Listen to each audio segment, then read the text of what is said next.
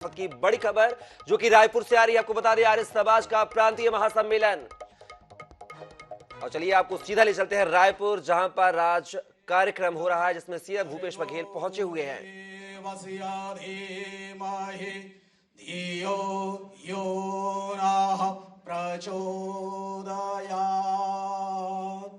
हे सवितः सकल जगत के उत्पत्ति करता, समग्र ऐश्वर्य युक्त शुद्ध स्वरूप सब सुखों के दाता परमेश्वर, आप कृपा करके हमारे संपूर्ण दुर्गुण दुर्व्यसन और दुखों को दूर कर दीजिए और भद्र कल्याण कारक गुण कर्म स्वभाव और पदार्थ है वह सब हमको प्राप्त कीजिए, वह सब हमको प्राप्त कीजिए।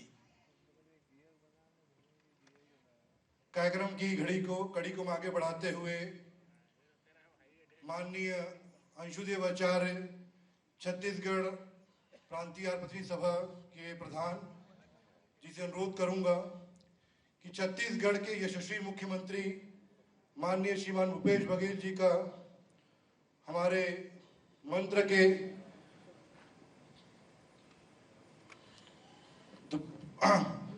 मंत्रों के द्वारा उनका एक स्वागत करेंगे।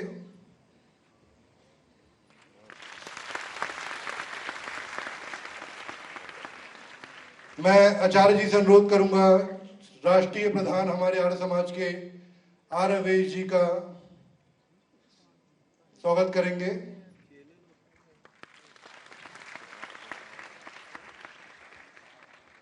साथ ही आचार्य से अनुरोध करूंगा मैं हमारे धर्म संस्कृति मंत्री माननीय अमरजीत भगत जी का स्वागत करेंगे।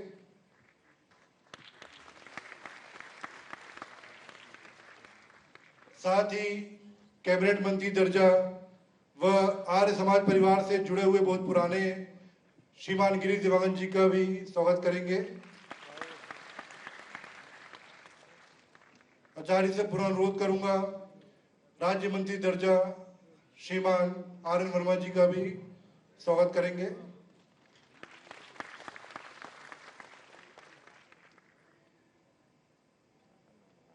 कड़ी को आगे बढ़ाते हुए मैं एक पल के लिए माननीय अंशुदेव आचार्य जी को मंच पर बुलाना चाहूंगा।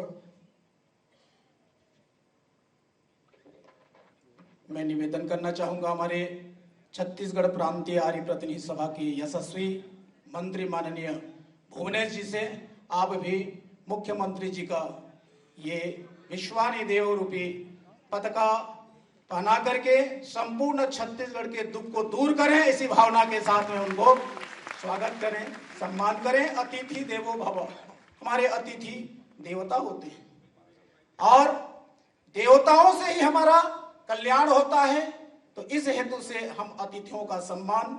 और मैं पुनः निवेदन करना चाहता हूं, आए हमारे यशस्वी मंत्री भुवनेश जी पुनः कार्यक्रम को आगे इसको वर्धन करें, बढ़ाने का यत्न करें। जैसा कि आप सभी भली भांति जानते हैं, हमारे छत्तीसगढ़ राज्य की संस्कृति दीप प्रज्वलन के बाद हम राजकीय गीत के लिए अपने राज्य माता छत्तीसगढ़ महतारी के सम्मान में राष्ट्रीय गीत गाते हैं। आप सभी से अनुरोध है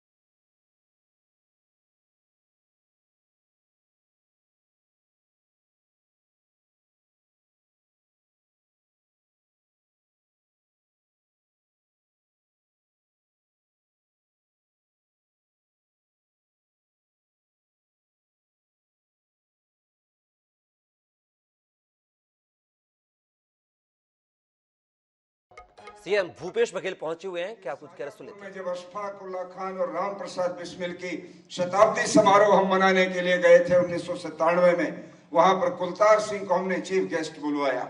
वो 1 घंटा वहां पर बोले और उन्होंने कहा, जब से ऋषि दयानंद का प्रवेश मेरे दादाजी के माध्यम से हमारे परिवार में हुआ तो हमारे परिवार के अंदर सारी की सारी आदतें, सारा व्यवहार चेंज हो गया।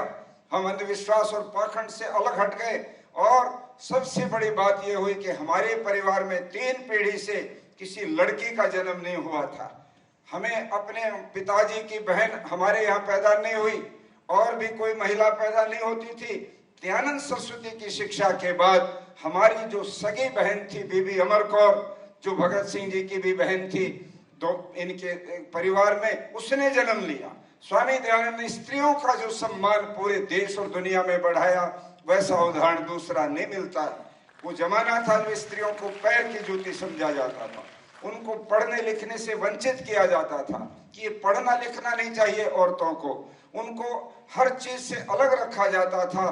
तब स्वामी दयानंद ने आवाज उठाई और स्त्री शूद्रो नाधियताम इस नारे को चैलेंज करके कहा, मुझसे शास्त्रार्थ करो स्त्रियों को, और जिनको तुम कथित शूद्र कहते हो, जो दलित समाज है, जो आदिवासी समाज है, जिनको तुम पढ़ने से रोकने की बात करते हो, मुझसे शास्त्रार्थ करो। कैसे तुम कहते हो?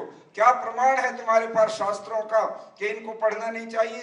स्वामी दयानंद ने वेद का मंत्र तलाश करके कहा, यथे मां वाचम कल्याणी मां वदानी जनेभ्य।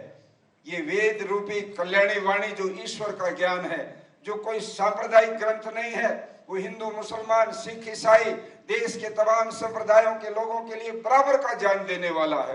वो कोई भेदभाव नहीं करता किसी के अंदर, वो कोई ज्योग्राफी इतिहास से पता ज्ञान नहीं है। उस ज्ञान को प्राप्त करने का अधिकार, उसको जानने का, पढ़ने का, सुनने का अधिकार स्त्रियों को भी है, दलितों को भी है, आदिवासियों को भी है। किसी भी व्यक्ति को आप पढ़ने से